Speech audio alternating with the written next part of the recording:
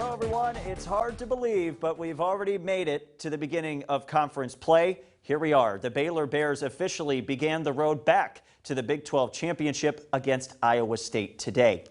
It's a place where the Bears haven't won since 2016. Ames, Iowa is the site for our contest today. First quarter, Baylor came out swinging. Blake Shapen with the patented bootleg. He finds Ben Sims for the score. Baylor's all-time tight end touchdown leader, adding one more to the tally, and Baylor goes up 7-0. The Bears traveled well, but the Cyclones respond after a long pass down to the 2-yard line. Hunter Decker connects with Jarrell Brock on 4th and goal, and this game's knotted up at 7. Jack Trice Stadium showing out for Iowa State, though, as well for that 11 a.m. kick. In the second quarter, Baylor added a field goal, and then you see number 5, Dylan Doyle, linebacker, touchdown alert. His first touchdown since the game against BYU last year, but the Cyclones keep it close, and the Bears take a 3-point lead into the half. But instead of giving into the pressure, Baylor rose to the challenge. Richard Reese, the run game had been bottled up all game, but not here. That's some tough running for the 19-yard score, and the Bears keep their foot on the gas. Then in the fourth, getting a little tricky with it in Ames. Shapen hands off to Reese, who gives it to Seth Jones, back to Shapen, and don't be fooled. It's not a kick return. That's just how open Gavin Holmes is on that touchdown. Baylor goes up 31-14. Onside kick is recovered late, and the Bears seal the deal on the road. If we can get the things like this to where we can build off of it, for sure we'll do it. And then, try to be able to take the next step, because there's a whole lot to it. It's crazy. You just go through this game and just all the different waves, and so it gets crazy quick. And so for us to not get in the way of it is really the challenge we're trying to accomplish.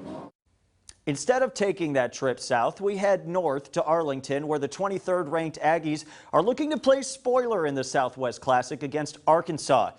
So let's go from AT&T Stadium. The Aggies taking on the Razorbacks, and Max Johnson in his second start with the Aggies. He didn't disappoint. We start with A&M down 14-zip, but the Aggies answer quick. In the second quarter, Max Johnson to Evan Stewart for the 10-yard score, 14-7. And a packed house in Arlington got to saw this next play. It's something you have to see to believe. KJ Jefferson dives over the pile, but the ball is loose. Tyreek Chappelle picks it up and brings it to the 20, but that's about all he had to run, because Damani Richardson takes it from him as he stood up and runs 80 yards for the house call. Touchdown, 14-13 at the half, so we jump to the third quarter. Devon Achane takes the handoff right here. He's in for the score. Aggies take the lead 20-14. They'd had a field goal, and Arkansas scored, so it all came down to this. 23-21, 42 yards out for Cam Little, 1:30 left to go, and the Dallas Doink, if you will, secures the Aggies win 23-21.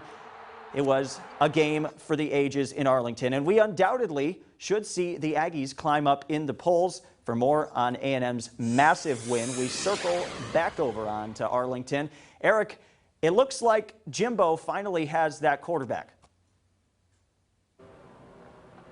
Yeah, it does, Parker, and there are some places where to have that quarterback, a team needs a guy who's ready to go out and throw for 400 yards and 4 touchdowns every week if the team wants to compete. Now, Texas A&M was never going to be that when you think about the running game that Devon Achane provides, and then the defensive prowess on the other side of the ball. What A&M needed, though, is a guy who did enough. And as Aggie fans will kind of bemoan, there was plenty of trial and error with Haynes King through those first 2 games of this season. But as you mentioned, seems like they finally have that guy in Max Johnson, as he does enough once again in a game where he helps lead A&M to another win over a top 25 team, in a game where he really had to right the ship, as A&M was down 14-0 before Aggies fans could even greet each other with a simple howdy. Now, the numbers won't blow you away just from a box score perspective. 190 total yards right in the nose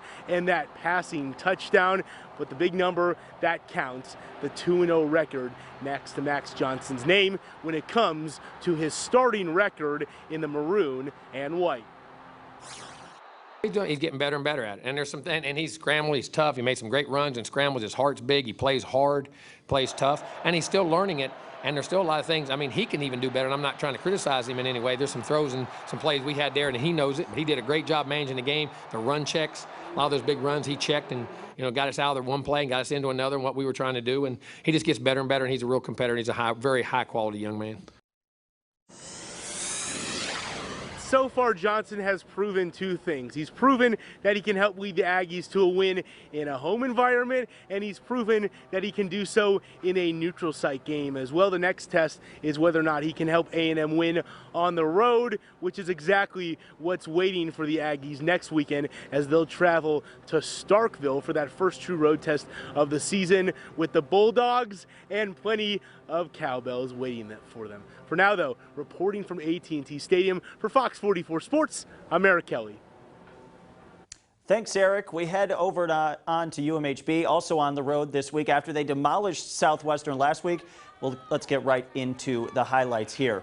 Into the action, Crusaders down 6-3. Galen Glynn drops back for the Cowboys, but gives it right to Tommy Bowden. He wants to take it to the Casa, but he gets tripped up, and UMHB settles for a field goal. Fast forward, Crusaders down 13-6 now in the second quarter. Kyle King has all the time in the world to find this pass right here to Jerry Day. We're all knotted up at 13. The Crusaders got in a rhythm, though. Still down 13-20. King finds the mismatch, lobs it up to Brandon Jordan, and UMHB takes the lead, and it's wraps from that point. The Crusaders roll to an impressive 50-20 win. And to cap it off, we couldn't show you the ending of this wild game of the week yesterday, so here it is, an overtime classic in the Battle of the River between Mejia and Groesbeck, capped off by a game-winning touchdown pass and two-point conversion from Trent Platt to secure the Goats' 37-36 win and a gutsy performance from their backup quarterback in only his second career game at QB. Here's head coach Jerry Bomar on his young gun under center. He only practiced 2 days last week, and I said, oh, by the way, you're starting at quarterback. And he did well last week, but for him to only be a second time ever playing, he's starting up here in Mejia. And, you know, Groesbeck hasn't won up here in 36 years, which is now wrong. I can't say enough for him. He's a gutsy little guy. That kid must be on cloud nine right now. Backup quarterback coming in. You can't script it any better. Good job, buddy. Huge, huge, huge good job.